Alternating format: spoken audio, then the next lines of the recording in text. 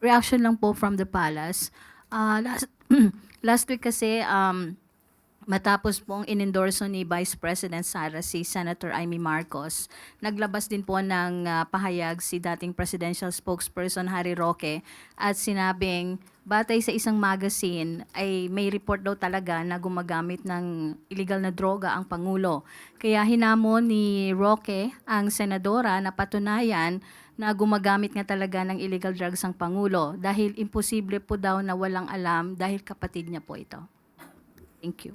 Unang-una po, si Atty. Harry Roque ay lumalabas na ngayon bilang isang fake news peddler.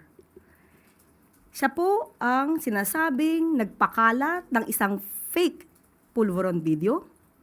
At ngayong wala pa siyang napapatunayan at wala siyang ebidensya. Kahit na ngayong kanyang mga ebidensya sa Quadcom ay hindi pa rin niya napapatunayan. Ngayon ay maghahanap pa siya ng tulong para makapagbigay ng ebidensya. Sila po ang nagsasabi ng ganitong mga klaseng akusasyon, hindi niya nakakailanganin ng tulong kung meron po siyang ebidensya.